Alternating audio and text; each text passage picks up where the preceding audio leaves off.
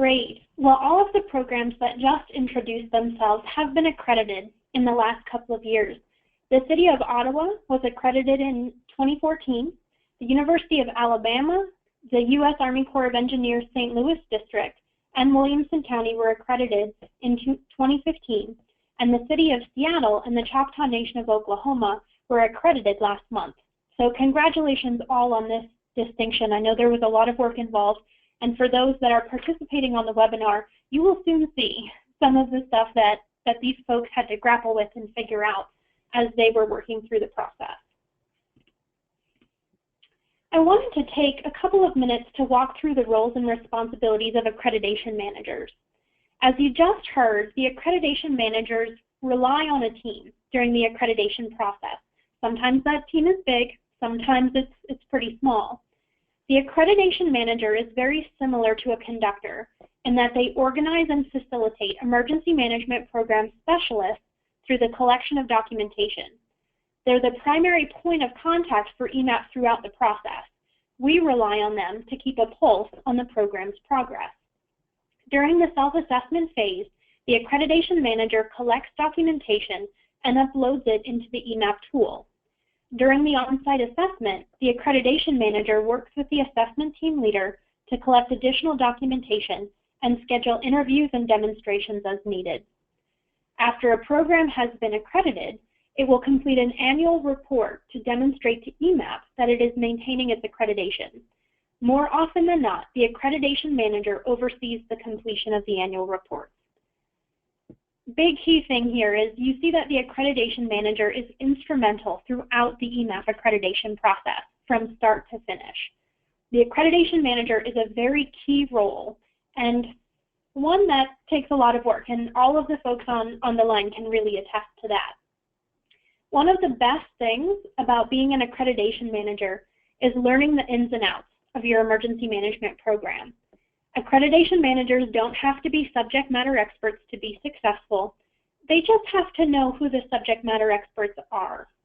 At the end of the accreditation process, the accreditation manager really becomes the subject matter expert of their jurisdiction's emergency management program. You heard a lot of the folks on the line talk about engaging with stakeholders. You quickly learn who to go to when you're in need of documentation or guidance, whatever that may look like. The webinar has been laid out in two different sections. The first section highlights questions about the benefits and challenges of the EMAP accreditation. The second section is focused on specific standards that have often caused some heartburn for programs during assessment as well as during trainings. Throughout the webinar, please don't hesitate to submit additional questions in the chat feature. If we have some extra time at the end, we will have the programs try and tackle those questions. I wanted to start, the first question that we're going to throw out there is, what has been the benefit of the EMAP accreditation for your emergency management program? Let's go to the City of Ottawa first. What are some benefits that you guys have seen through the EMAP accreditation process? So for the City of Ottawa, what we can say is one of the biggest benefits of the EMAP accreditation was the peer review process. So the peer review process, which what it did is it gave us the opportunity to have emergency management, our peers, those professionals in the field, review our emergency management documents, procedures, and guidelines, and they were able to assess them against the EMAP standards and the elements within those standards. So what that did, that peer review process allowed us, the City of Ottawa, to know where were our gaps and where did we need to focus on. Another thing that, the City of Ottawa, when we were reviewing whether or not EMAP accreditation would be right for Ottawa and would it benefit the City of Ottawa, we always said it cannot just be about the sticker, and that the EMAP accreditation, it had to be good for the program itself. So it was about building a better emergency management program. And what we found as a benefit was that those EMAP standards and their elements, they provided clarity in our emergency management program, and they assisted the City of Ottawa with developing a good and robust emergency management program.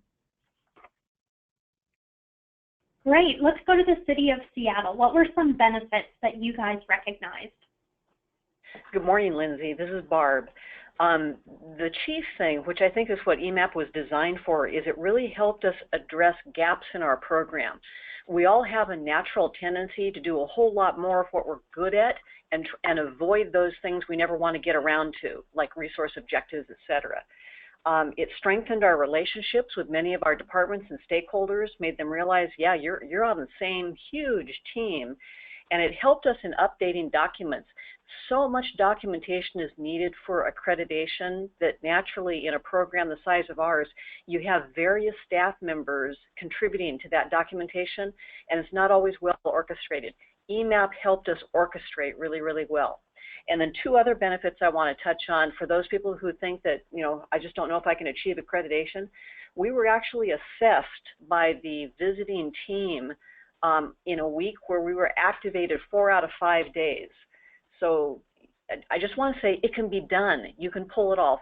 There's no program too small. There's no program too complex.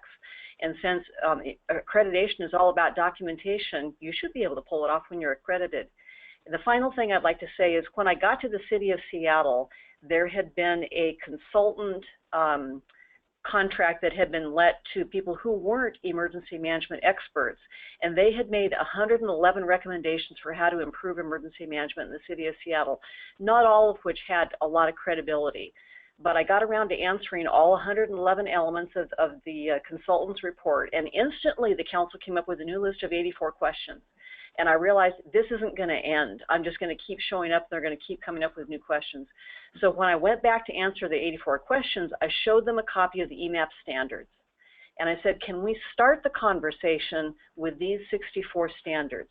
And if this doesn't encompass all the things you want to know about emergency management, then we can add more. They didn't add more. It became a common blueprint for the elected officials and for our program. Thanks. Thanks, Barb. Let's go to the Choctaw Nation of Oklahoma. There were several benefits for us. You know, as I stated earlier, I think the biggest thing that was a benefit for us was the development of our program. We used the standards. We had some plans in place when I came on board, but they had never really been fleshed out in really great detail. So when I started the EMAP process, myself and my emergency management planner, we started to use the standards as building blocks and really to drive the importance of emergency management to our nation.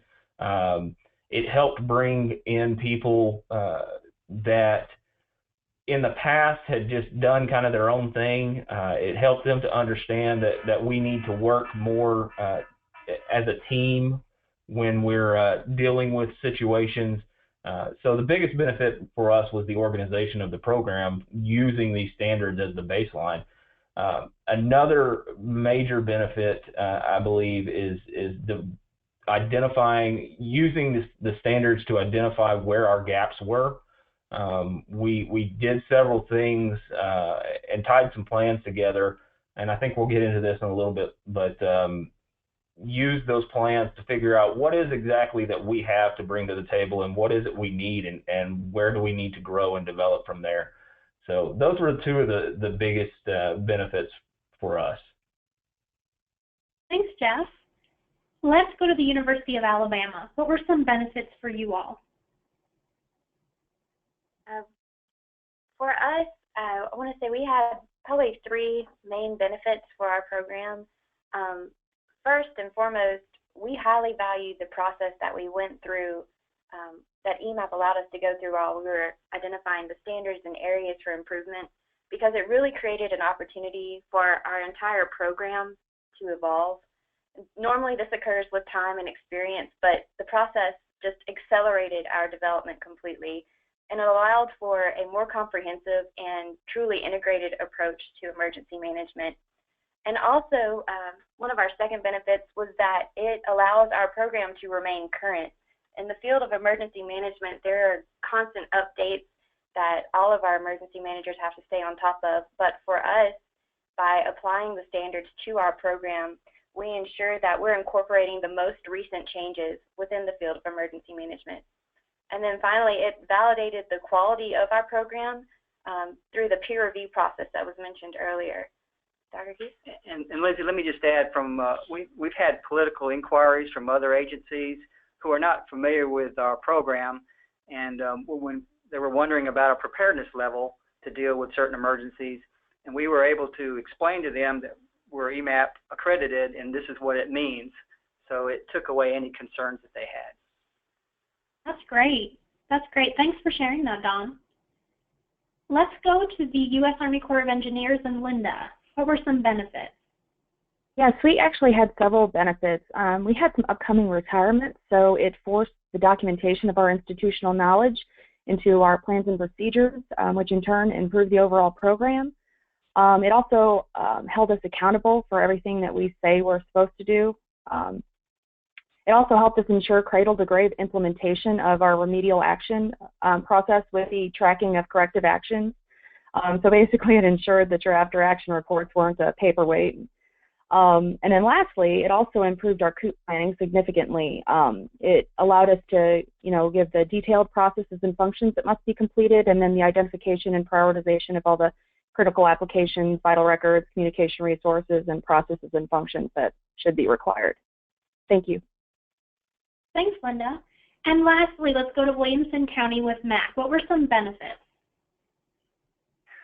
I think probably the biggest benefit was the ability for us to use the standard as kind of our context, as well as our process for both the strategic planning that we took up to the mayor's office and the political leadership at the policy level, as well as kind of the senior leader level, the other city managers, the other emergency managers, and all our stakeholders. So whether they realized it or not, our staff used those same major program areas in the standard to kind of guide all those conversations. And what that allowed us to do is when we were talking something at the strategic or budgeting level, we then could take that easily to the practical application emergency management side. And then I think the other piece is really, it gave our staff, the 3 or 4 that really focused on the work, a great opportunity to kind of get out of their lane, because they had to read compliance documents and standards and help look at things that weren't what they did every day, so that our program grew as a result of the process. They got smarter and better overall at the kind of comprehensive look of the program and emergency management.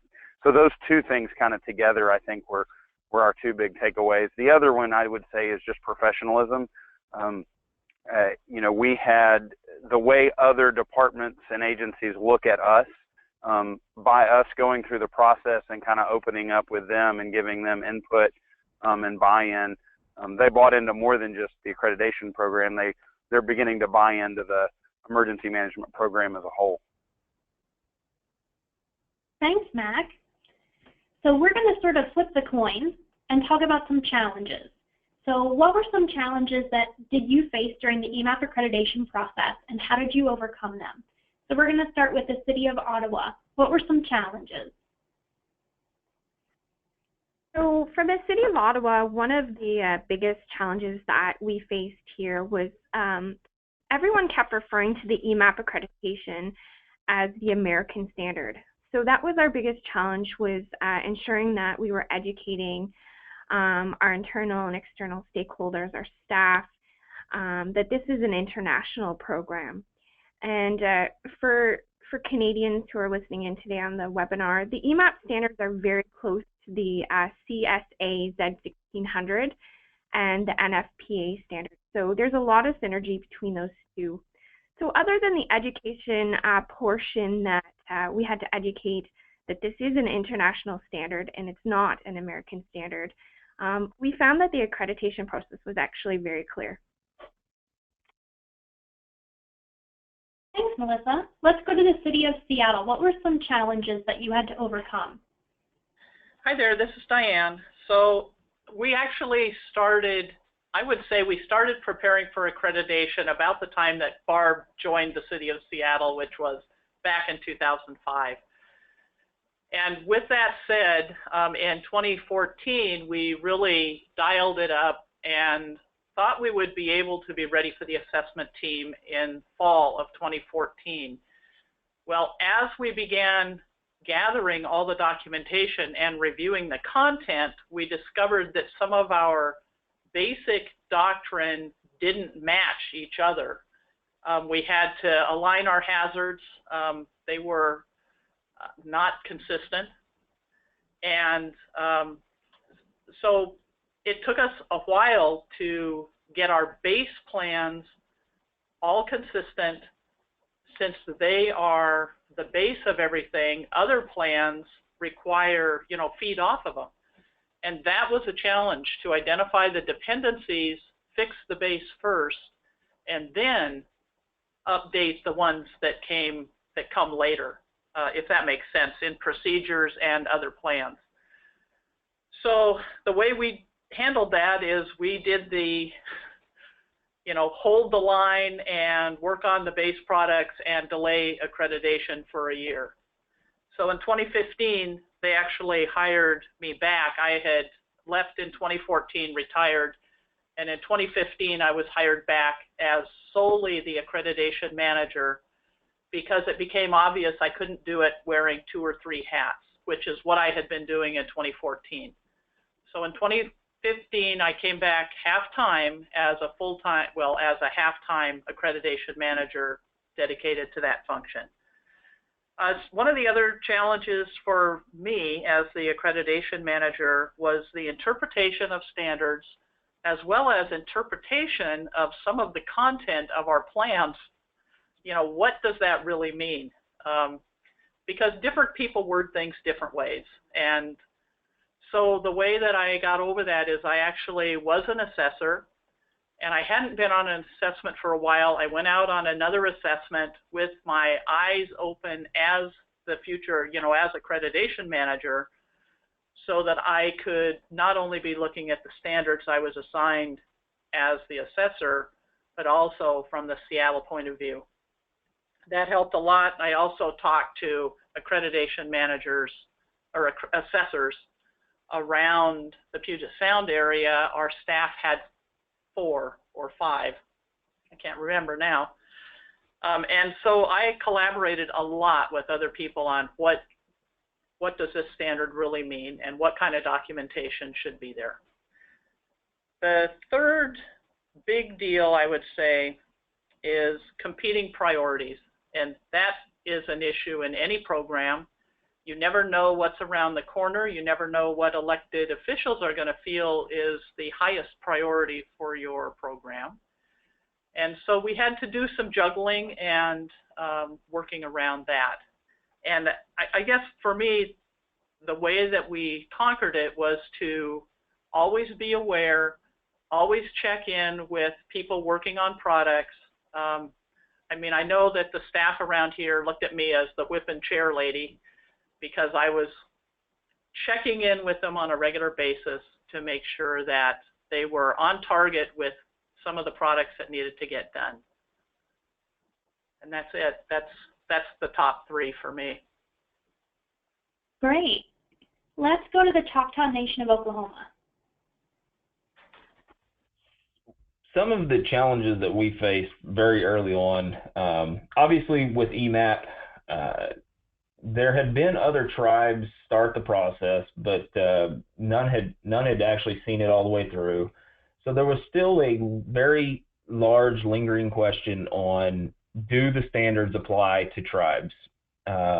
We've seen states, we've seen local jurisdictions, we've seen large and small jurisdictions go through this process, but a tribe had never done it. So that was one of the big challenges, is looking at the standards, figuring out where the standards fit, how do they fit, the plans that we had in place, are we doing enough from our perspective to meet the standards? So that was a really big question that we had to overcome very early on to determine, is this going to be worth pursuing? you know, after numerous conversations with our leadership and the support from the top down, I think we were able to overcome that by really evaluating some of the standards and determining, do we do these things? And, you know, and I'll give you an example. When you look at the standard 463 and list out the various functions, you know, from our perspective, we're a checkerboard tribe, and for those that don't know what that means, we do not have contiguous land like you would see on a reservation-based tribe. So there are certain things that we don't necessarily do as a tribe. For example, fire department resources. We rely on the local jurisdictions that have those resources to address any fire issues that we might have. However, what we found is we still hold a very strong coordination responsibility with those organizations, and so that's how we were able to tie into those types of functions that we may not necessarily have the main responsibility for. However, we do still do a lot of coordination for those efforts. Some of the others, and Seattle had just mentioned this, priorities. That was another big issue for us. As we, like I said, this took us a little over 2 years to really pin down. Priorities change in all the time, and so as we were working through, some focus may have been pulled away, and then we'd have to re-engage folks at all levels throughout the tribe to bring it back to the forefront, and so continually keeping our leadership involved, continuing to keep our stakeholders involved was a challenge, but we just kind of bared down and kept at it with those folks, and we were able to get there. Thanks, Jeff. Let's go to the University of Alabama. What were some challenges that you overcame? At the university, we identified pretty early in the process 2 major challenges that we were going to face, and that was, like the Choctaw Nation said, the interpretation of the standards. We weren't sure how the standards would apply to a university our size, especially with, you know, example, something like the continuity of government plan. What does that look like for a university? So, and to address that first major challenge, I was sent to EMAP assessor training and also participated in an assessment to really understand what this could look like for a university. And we also took advantage of our free document review, and we sent 2 pretty verbose standards out to be reviewed before the assessors even came to campus, and that was very valuable. We also participated in webinars and worked closely with our EMAP staff liaison to help clarify what we really needed to provide in the process. And then the second major challenge that we faced was developing proof of compliance in areas outside of our control, so outside of our office, which is just 3 people. When we needed to develop plans or get input from other areas, we saw this as a major challenge and knew it would be one pretty early on. So one of our first major tasks was to develop a stakeholder committee, which is our Emergency Preparedness Advisory Committee that I mentioned earlier. And that's it. Thanks. Let's go to the Army Corps of Engineers. Linda, what were some challenges that you had to overcome? Yeah, one of the challenges we had was the realization that it includes more than the Emergency Management Office. It wasn't our realization, it was the entire other parts of the Corps, for them to realize that it wasn't just us just because it says Emergency Management Accreditation Program. But to get their participation was a little bit of a challenge. But getting command support is key in that, and as mentioned previously, if the command keeps this as a priority, then that will help drive the train to completion. Another one of the challenges that we had was essentially when you're completing your self-assessment, you're identifying your programmatic weaknesses, and the determination of how to fill those gaps was one of the challenges. I found that some of the programs find it a challenge just because there are areas that the Corps does not address or does not have the authority to, similar to what Jeff just mentioned. But my recommendation for them is to continue to make sure that you just address whose responsibility it is and move on.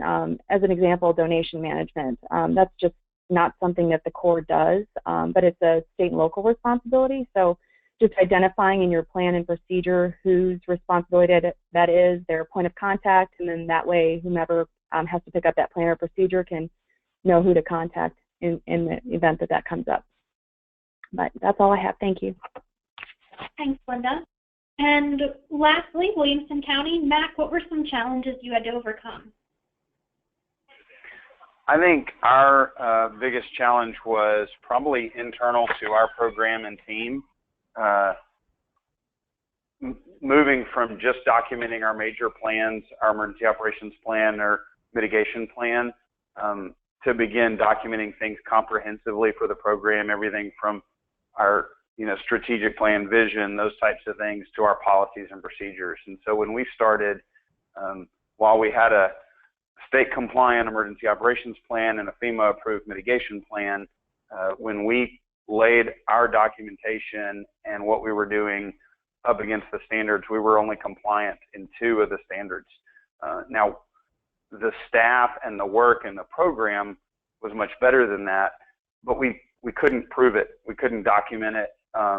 And so maturing those plans and policies and procedures in that documentation was probably the biggest challenge, in kind of creating that culture of documentation, not just in the big areas, but kind of on a daily basis. So as we met with stakeholders, as we did those different things. And then I think probably because of that, the organization of our documents, from how we named them and saved versions, we moved from kind of one planner doing all of that work to the team of us doing it.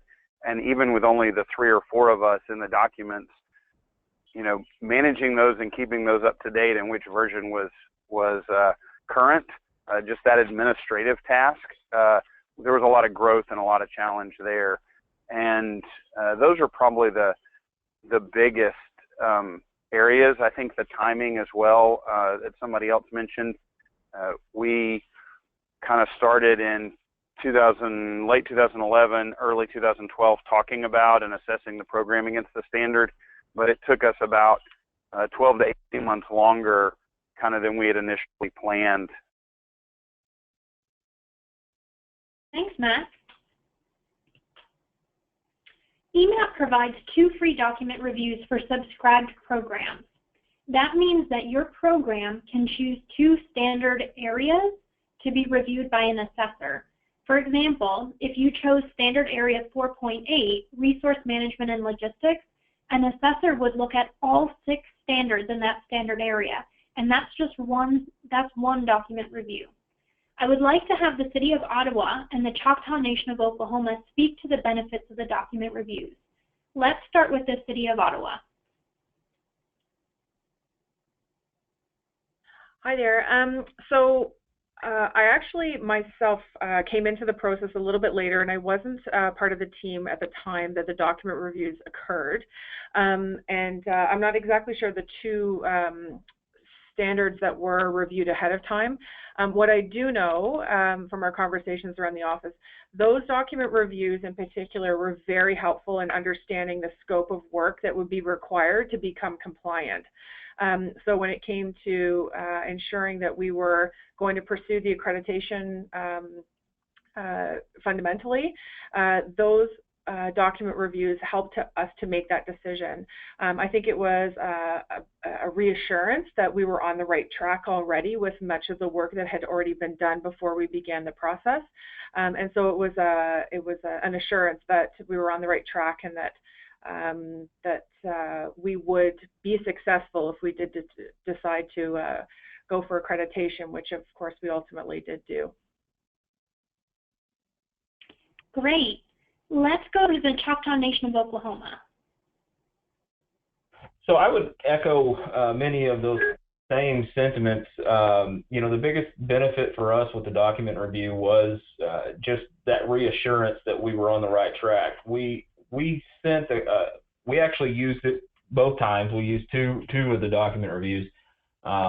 One of those plans in particular, we were really struggling on how to develop that particular plan, and we use that document review in relation to the standard to really kind of fine-tune what that plan should be. We had things in place, but it wasn't written down real well, and so using those document reviews really kind of helped to shape the direction we were going. And like I said, the other piece of that was just a reassurance that what we were doing and how we were doing it we were in the right direction. We weren't there yet, but it reaffirmed that what we were doing was beneficial and that we were on the right track to accreditation. Thanks, Jeff. We have a number of smaller and medium-sized counties that have achieved accreditation. To just give you a couple of examples, Dixie County, Florida is accredited and has a population of 15,940 roughly. Madison County, Florida is another accredited jurisdiction that has a population of about 18,700 people. So these were two very small counties. We also have medium-sized as well as larger counties. Unfortunately, Mac had to step off the webinar just for a couple of minutes, but this is something that we have seen in different size jurisdictions, and it is obtainable. And if we can get Mac back on the line a little bit later, I'd love for him to answer this question. Wanted to go and... Lindsay, this is Barb.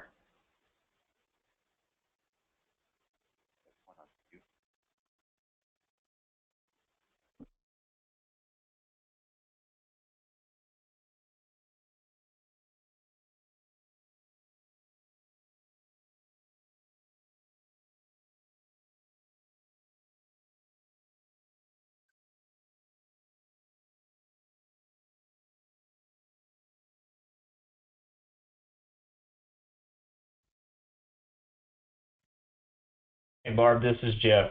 Did we lose everybody? Can y'all hear me? I can hear you, Jeff, but I lost Lindsay. Does anybody else hear me? Hey Barb, this is Sarah. I can hear you. Okay. Ottawa's still on the line too. Okay. I'm still here too. This is Linda. Just lost Lindsay. Evidently, we just lost Lindsay. So while we're figuring that out, if I can just say, when I took a neighboring city through the pilot of a local assessment back in 2002, we did that. One of the reasons was this specific question: do the EMAP standards apply to a smaller jurisdiction than a state? And what I'd like to say is, I found it even more helpful to have the set of standards in a community of 120,000, where back then it was only 52 standards instead of 64, and really there was only one standard that the other person in my office could address, and that was the public education crisis communication. All the rest of them I wrote myself single-handedly. And again, I could have spent all my time on the things we did well and ignored the things we didn't do as well. It helped me immensely as a small program with few resources to have the EMAP standards guide what I spent my time on. That's all. Sorry if I screwed things up by hitting the unmute button. No, you were good. Thanks so much, Barb. My phone cut off. Oh, okay. So thank you so much for speaking to that. I really appreciate it. Let's go to the Choctaw Nation of Oklahoma. What were some cultural barriers that you had to overcome for the accreditation, and how did you do it? So one of the things that we find with many tribal nations is most tribal nations are oral history tradition tribes. So one of the big cultural barriers that we found was the actual documentation of anything.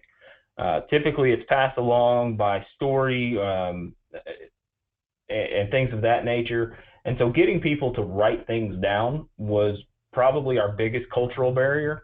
I think that's probably not just solely tribal. I'm sure there are lots of jurisdictions that have that problem, but you know, we just kept pressing the need with our staff and our stakeholders on the fact that you know, I come from a response background. I was a firefighter for many years, and if firefighter, medic, and if you didn't write it down, it didn't happen. So I pressed that concept to people repeatedly, and that we eventually got people on board.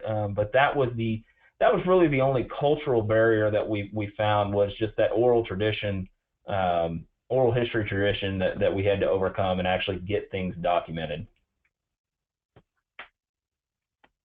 Thanks, Jeff.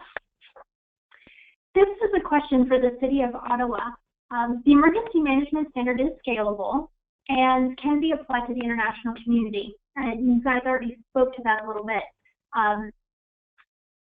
What challenges, if any, did you have to face in applying the standard to your international program? Were there any standards that were of particular difficulty in looking at it from an international perspective? Thanks, Lindsay. It's Caroline here again. One of the biggest challenges that we had as a non-American agency going for EMAP accreditation was the hazard mitigation section. It's not a requirement here to have a hazard mitigation plan. And even in the years since we have been accredited, and I'm starting to update and rewrite our hazard mitigation plan, I've done a quick scan of some of the larger municipalities that are across the country, and cities with 1 million+ people in them, and they still are not necessarily considering having hazard mitigation plans in place. That being said, what's interesting is that most municipal services, particularly, or I can only speak from a Canadian context, but I'm sure it's similar across the world, is that the government exists to be able to mitigate issues. So we have the City of Ottawa has its own public health department, and public health, their entire reason for being is hazard mitigation. Our environmental services, infrastructure services groups have tons of work under their belt to try and make sure that they're addressing issues that are in the city. They try and reduce recurring loss. They try and track a lot of that information as much as possible, and then they try and make decisions about upcoming projects and prioritization of those projects based on some of those pieces. So overall, the first time we did it in 2014 for the accreditation process, I was definitely given a few looks by people across the city that were not really sure why this was emergency management business. It's sort of outside of the realm of why we would exist. And so we really did need to start exploring as a program not only the preparedness and response side, but really starting to look at the mitigation and recovery side of the cycle. So, and really started to expand our role within our municipality in general. We even had to have the conversation recently when we're looking at, making our annual reviews of our program and making the decision to reaccredit in the future. Was this hazard mitigation program a toothless lion, a paperwork exercise? And we really did have some honest conversations about it. And overall, we think that we are very well positioned for future conversations now about what the city's or a city's role, a municipality's role is in climate change adaptation projects and also hazard mitigation projects. So some of the language can be interpreted, and we have to be able to make sure that we're speaking in our own local context and national context. But the conversations are definitely happening, and I think that the alignment is there. So we were actually able to build a program on more of a strategic basis to start aligning initiatives that exist within the city towards the emergency management program as a whole. And we're continuing to see some really nice success with that. So what started off as a challenge really has opened a lot of opportunities and really broadened our relationships within the city itself and with external stakeholders. It's been a positive overall. Thanks for sharing that, Caroline. Now I have a question for all of our programs. It is difficult, especially at the end of the self-assessment phase, to figure out how much documentation is enough. So what strategies did you all use to determine what documentation was needed, and how did you figure out when enough was enough? So let's start with the City of Seattle. Okay then. So what I did is I went through and identified what I thought would work, and then I found more. So the question then became, I wanted to show that this was a citywide emergency management program, so I chose different departments to show examples on some of the proofs of compliance. And I intentionally really worked with our utilities folks and some of the departments that aren't the natural first responders, like police and fire. I knew police and fire, could make the case, but I also knew it was very important to have our utilities and human services and some of our other departments really play a major role. So I didn't know what was going to be good enough. It depends on what assessors come out and where their focus is. So I chose 2 or 3 examples for each standard, and then I had others always in my hip pocket when the assessment team came, and I did have to pull them out on several occasions. The second thing I did is I made sure that I had the subject matter experts all lined up. We gave them 6 months warning to be here that week, not go on vacation. If you go on vacation, we need to know how to find you. And they were very good about being available by phone. I've had a woman on vacation on a bicycle trip, and she was thrilled when I gave her the "you're off the hook for today" phone call at the end of the day. So I just checked with other assessors and said, what do you think? What do you think? Is this good enough? I almost did my own pre-reviews with local assessors before, in place of having the review by EMAP. Does that make sense? It does. Thanks for sharing. Okay. Let's go to the Choctaw Nation of Oklahoma. How did you guys determine what was enough? That was a tricky one for us. I didn't want to throw every single thing at the assessors because then that would just be too much to wade through. We determined that when we set up our folders that we would just provide, for example, if a plan called for quarterly meetings with our stakeholders, we would provide at least descriptions of at least a year's worth of quarterly meetings. So we might provide 4. We've subsequently done much more than that, but we went at it from the perspective of this is what we think meets what our plans say, and provided that. We really didn't want to throw too much at them.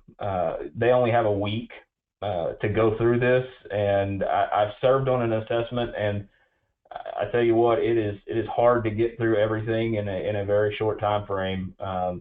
So when we wrote our proofs, we determined where we felt we were compliant, and we pointed the assessors directly to those pages in the documents, and then provided that supplemental documentation of records to show why we thought it was there, and that way they wouldn't have to search. So, I mean, ultimately, in conversations I had with some assessors, they would say something along the lines of, you tell us what you think is good, and we'll take a look. And so that was just an internal determination by us on how much we would go with. Great. Thanks, Jeff. Let's go to the University of Alabama. How did you guys figure out enough was enough? As Jeff said, I attended the assessor training and participated in an assessment, and that helped really clarify just what we needed to provide to the assessors The assessors are there. They're only there for really 4 days to look at all of your scope of your program, and they can get overwhelmed. And so you need to be as specific as possible, give enough to answer the question, and really move from there. I also utilized our staff liaison, Jessica. She was very helpful in saying this really is very specific, this answers the question, and I think it'll be enough to be a proof of compliance for the assessor. So I would encourage everyone as they're uploading information into the self-assessment portal just to be very specific of what page answers the question, so that a stranger walking in and reading that page would say, yes, this makes sense to me. Thanks, Sarah. Let's go to the U.S. Army Corps of Engineers. Linda, what was enough? Yeah, the Mississippi Valley Division, we've kind of taken a different approach to this and took the standards and elements and broke them further down into components. So the St. Louis District was the first program to undergo an assessment utilizing those components. We did find that we did not happen to catch all the identified components the first time around. So I've added all those additional items on my radar and am ensuring that future programs address those items. So since then, in March, Rock Island District, another program within the Mississippi Valley Division, has had a successful on-site assessment, and will attend the program review committee in October and hopefully achieve accreditation. So I think the approach that we've had as a region is working. Great, thanks, Linda. And lastly, we're going to go to the City of Ottawa. How did you guys determine what was enough for documentation? So along the same lines as the other programs there, what we can add different is that we wanted to make sure, one of the strategies is that we wanted to ensure we were engaging the right people in our organization that would partake in the accreditation interviews, and the ones that knew what was in the documents and who could provide those demonstrations. So it's really about ensuring that at the beginning of the process, to ensure you have enough and when to call it off, is that you have the right people at the table providing that information. And the other thing was so that you are successful during those activities, those assessment activities. The other item was that we think about when you get onto an elevator and that elevator ride from the main floor and reaching up to the top floor. In that time, do you think that you would be able to provide enough evidence and justification for compliance? So really what we're getting at is, it's great to have policies, but do you really know how you accomplish that work that needs to be done? Can you provide that information to the assessor in a clear and concise way that really speaks to those standards and those elements without getting too much into the weeds? So really that's what helped us. Great, thanks. We are going to transition more into the standards. If you've had any questions from the last section, feel free to post them in the chat feature moving forward. The strategic plan is addressed in Standard 3.1.1 for those who are following along in their standards. We have a program that put in a question about developing their strategic plan. Their concern was not wanting to overcommit, but also aiming high. So here's a question for the University of Alabama. How realistic were your goals and objectives? Did the assessors require you to demonstrate that you have or can achieve those goals? So this is the university. For our strategic plan, truly we focused on emergency management goals and objectives. And before we could even move towards the process of developing the plan, we had to have our advisory committee's input, because we didn't want to do it without them saying that we were on the right track for our program. So we developed our HIRA and our consequence analysis and used that as a framework to start building goals and objectives. And truly the committee provided the input for what they wanted the goals and objectives to be over the next 3 to 5 years. And once they identified those, we built the plan in a way that over the next coming years, and for when we go for reaccreditation, we can show that we have tracked progress and that we have adjusted the goals and objectives as necessary. When the assessors came to campus and actually looked at our plan, this plan had already gone through 2 revisions, I believe, at that point. This was last August. And we showed documentation in meeting notes, revisions of the plan where our committee members had actually gone through and said, this is our goal for this part of the strategic plan, this is our specific objective for the coming year, and this is the progress that we've made towards this goal. I think it's important to note that EMAP is not here to say this is the only way that a strategic plan can be done. They give you the freedom to build your plan in a way that works for your agency, and that's truly what we were able to do with that standard.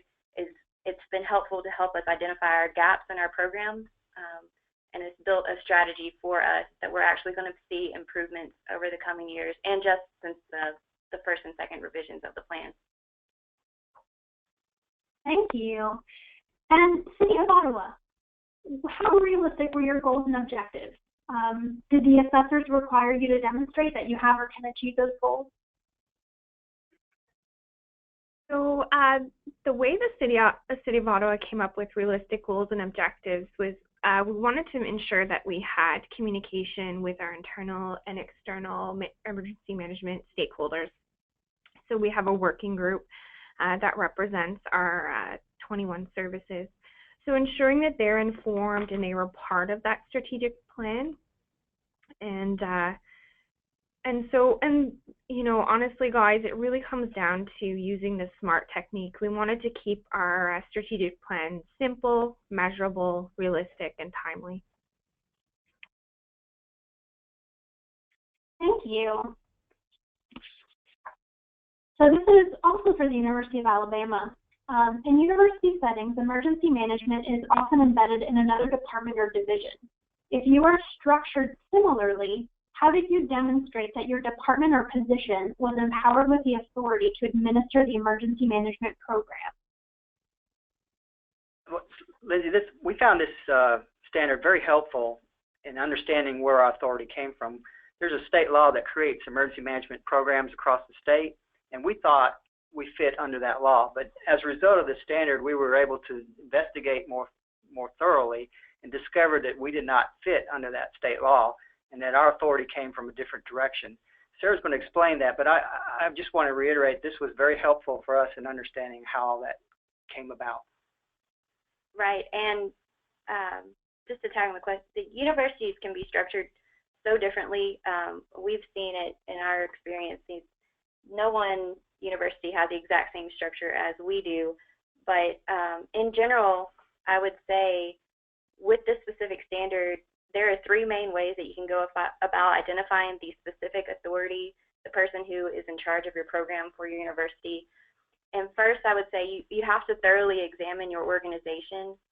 In our university, we have an emergency preparedness and response policy group that has been given power by the president to administer any policy decisions during an emergency. And in that group, there is a leader who happens to be our AVP, our Assistant Vice President for Public Safety, who leads that policy group decisions. Then the second step, I would say, go and after you've examined your organization, define your emergency management program. So in that, we had the policy group, but we know emergencies aren't relegated just to policy decisions. It involves the operations component as well. So we defined our emergency management program as incorporating the public safety element, the policy group, and really interconnecting different facets of the university and the city and the county into our program. So once we had that defined element, we were able to truly see the one person who had the authority to get all of this scope of work done for the university, and that was the AVP of Public Safety. So in the third and final step, you have to involve your administration at a university to make sure that the person you've identified to meet this standard is actually the person who can grant that authority. And once you have that input and that buy-in from your administration, it helps engage them into the process, and you've got a really well-developed plan. Great, thanks for sharing that. Okay, we're going to talk a little bit about hazards. So this program that submitted the question is having some difficulty in jump-starting their HIRA, Hazard Identification and Risk Assessment, and Consequence Analysis. So we're going to go to the City of Seattle first.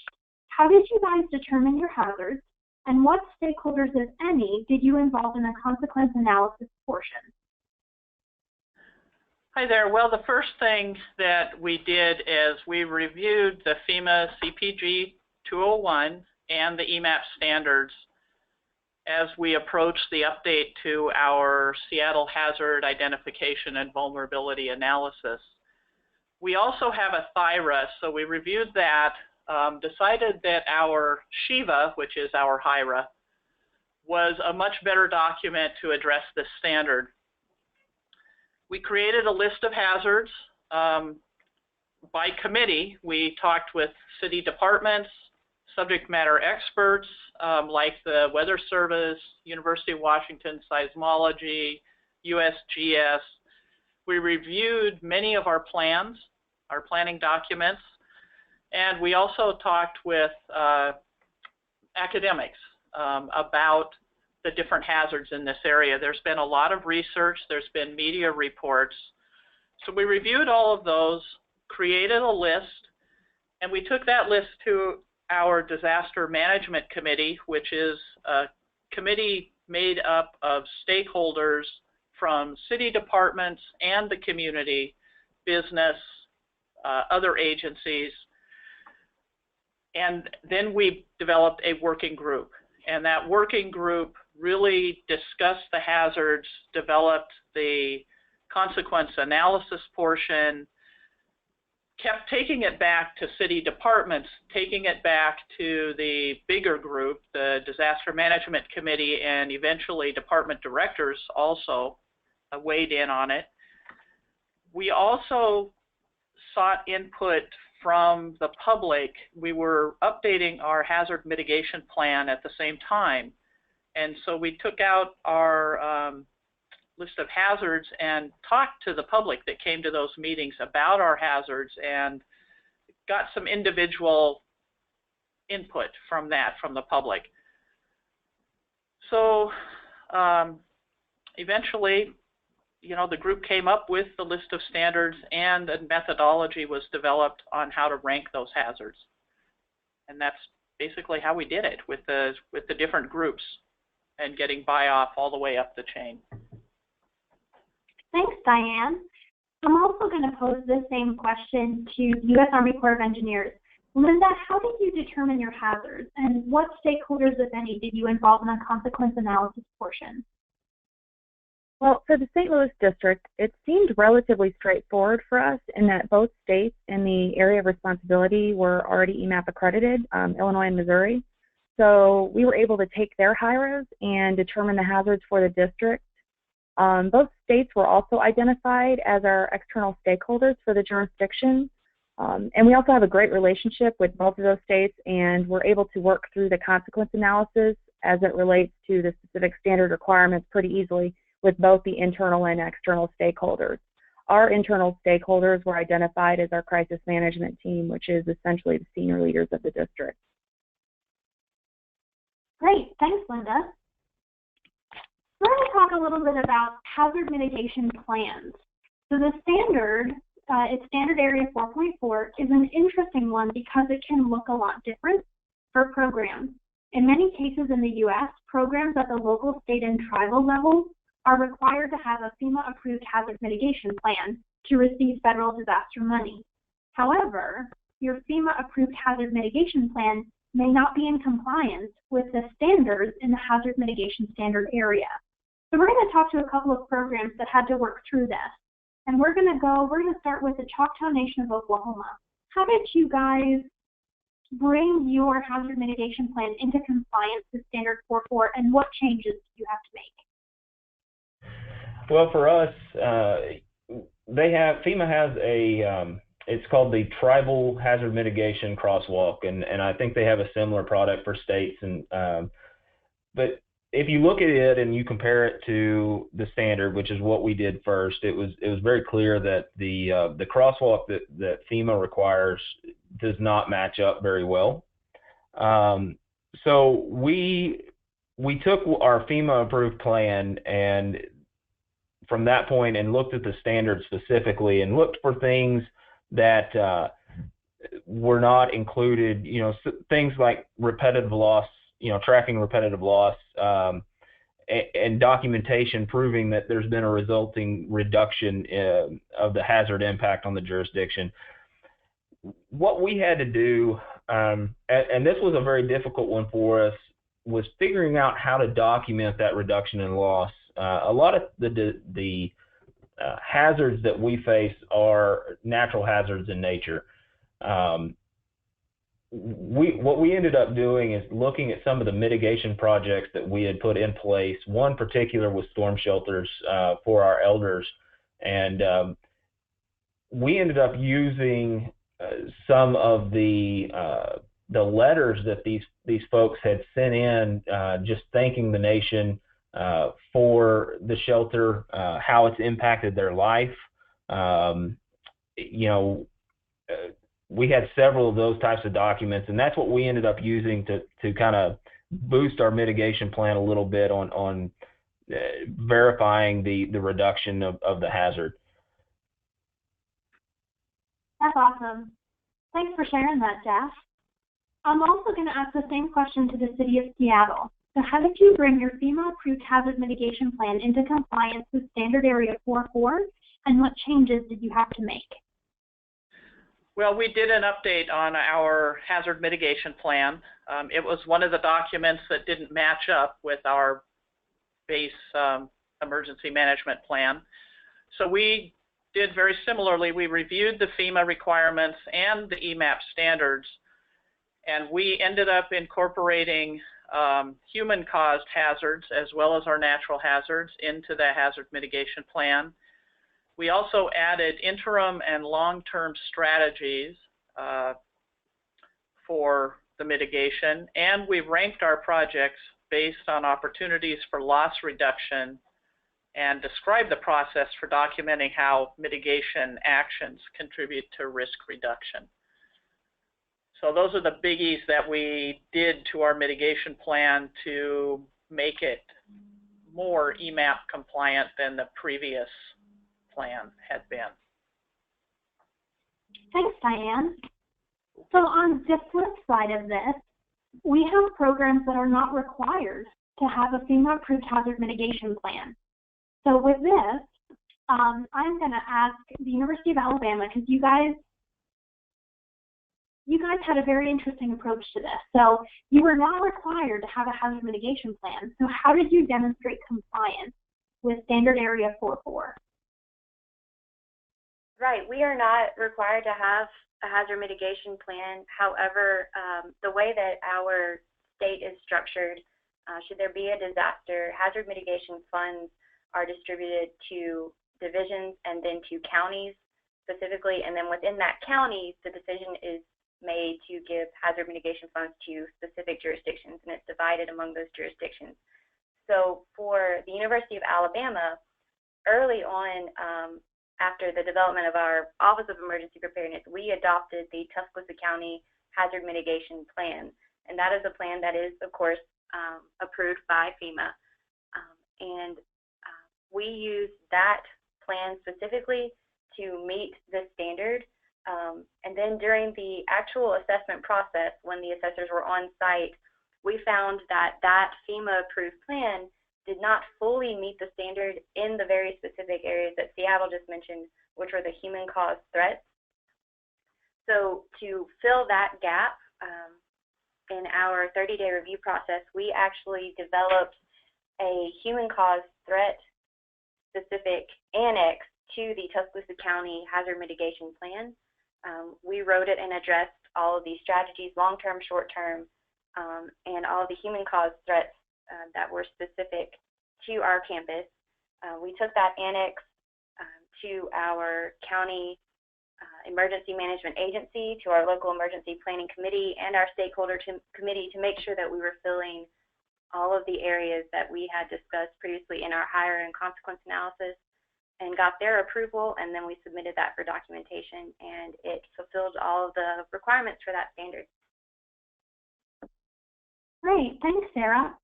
And the U.S. Army Corps of Engineers, Linda, how did you demonstrate compliance with Standard Area 4.4?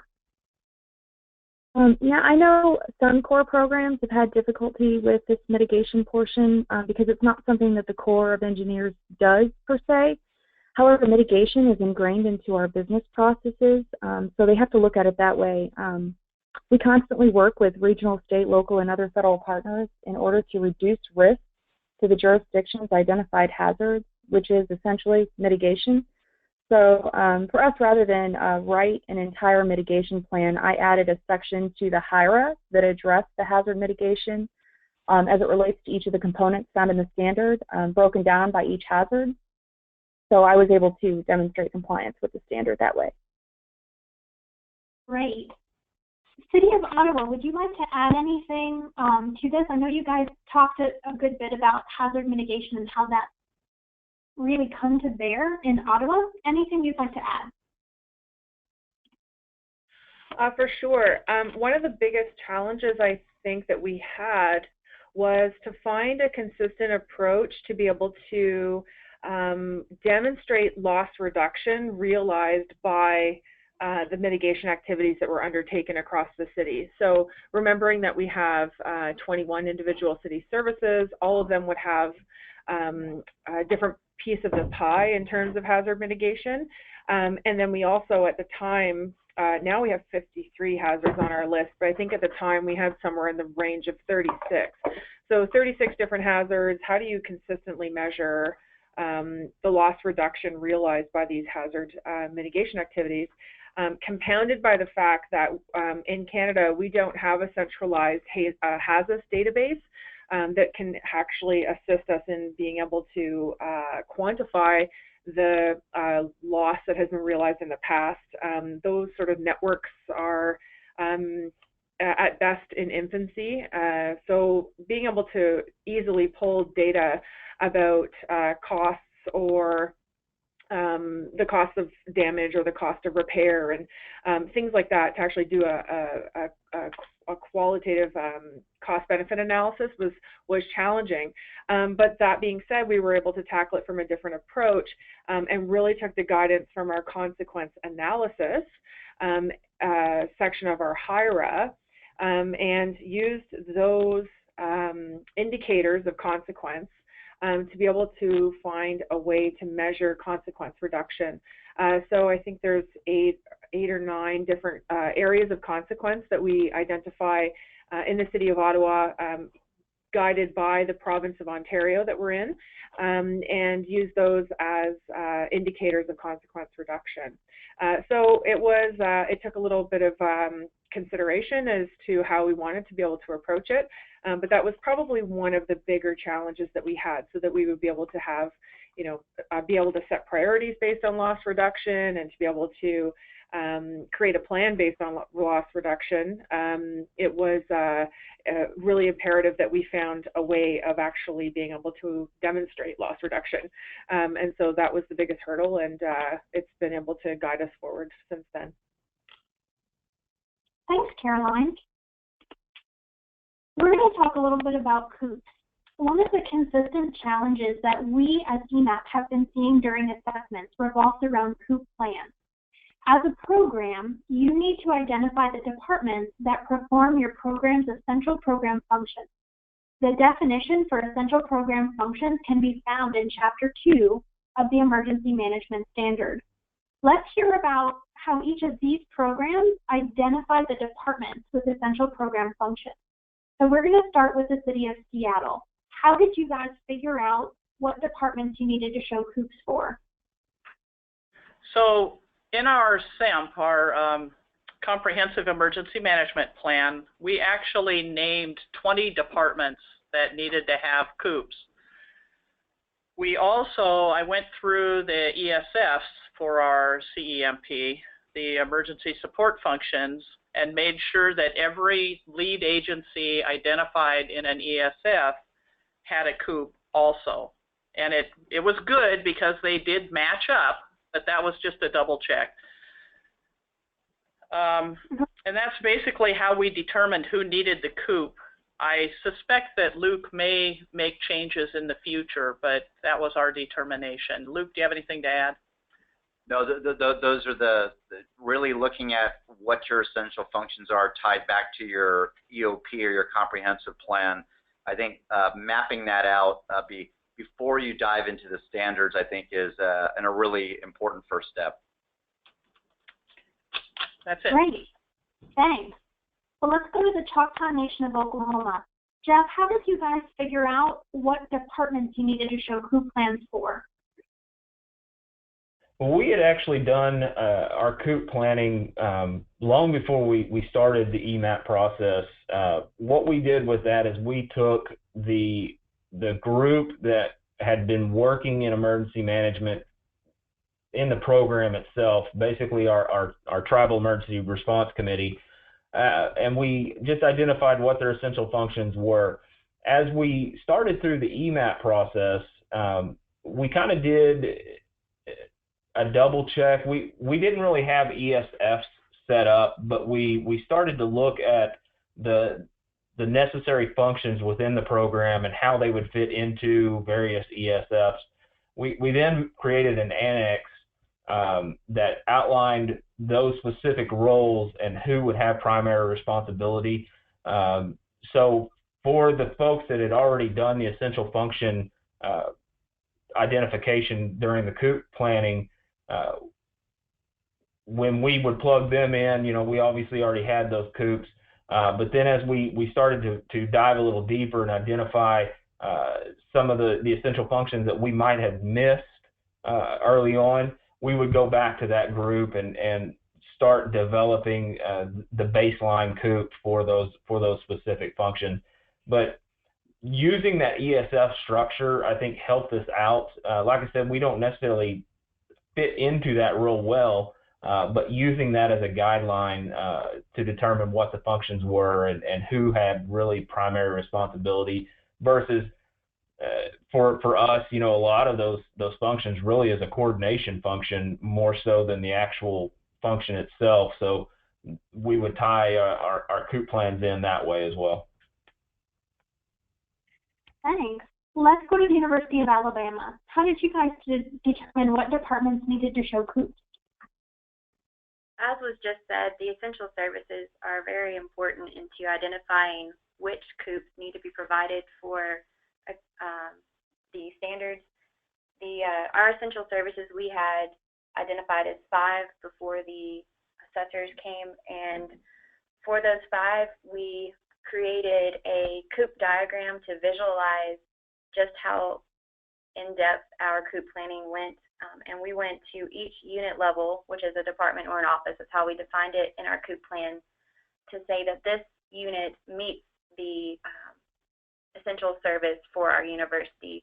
And so we developed that, and then before the assessors got there, we had a free documentation review and actually sent 4-6 for review before they got there to make sure that we had provided enough COOP documentation before the assessors got there.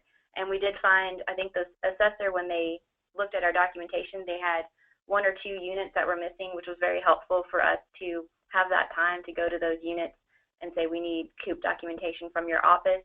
And so when they came for the actual on-site assessment, we were fully compliant in 4-6. Thanks. Let's go to the U.S. Army Corps of Engineers. Linda, how did you determine what COOP plans to show? Well, for us, it was a little different. We only have one COOP plan that addresses the continuity of all of our mission essential functions rolled up. So the mission essential personnel have already been identified in the event that a COOP would occur. So within the existing COOP plan, I had each of those essential personnel give me their functional roles and responsibilities that they perform as it relates to each of the mission essential functions already identified, and that was put into the plan. Great. And lastly, we're going to go to the city of, let's see, who am I missing? City of Ottawa. Yes. What departments did you need to show COOP plans for? So similar to many of the other respondents there, our COOP plans were actually developed based upon our emergency support functions. And it was probably one of the more contentious standards to meet. It was really difficult to draw lines in the sand between a continuity of operations plan and a business continuity plan, so a BCP. And many of our city services were really terrified of the fact of having to do full-on BCP plans that were really dove down to every single line of business that they offer. And that was sort of out of scope for what people thought that they had signed up for. And what we really needed them to do was to ensure their ability to continue supporting the emergency management plan. And so once we were able to draw the lines around that, to be able to put a box around how do you continue to do business to support these essential functions, that is the work that would be required during an emergency. We don't need you to do all lines of business. You might have to reevaluate what you offer as a service, but these are the things that you will be required, you've committed to be able to maintain, so please demonstrate to us how you're going to do that. So it was really interesting to say that we wanted them in support of the functions that they had been designated as responsible for, partner for, or support for. They needed to be able to identify the people, facilities, processes, and tools that they would need at all costs to be able to support those functions, and then be able to create plans around how to continue to make that commitment happen. So it was definitely challenging. It took probably more conversation than almost any other standard, only because the business continuity planning perspective was very challenging, and that it was hard to keep it in scope to say you don't need to demonstrate a plan to do every single line of your normal business. It's really just this emergency support function. The one group that stood out the most, that had the greatest challenge with that, among other shared services, what we would call shared services, was our IT department. So we have a corporate information technology department, and of course they support every service in the city, and they really needed to be able to do a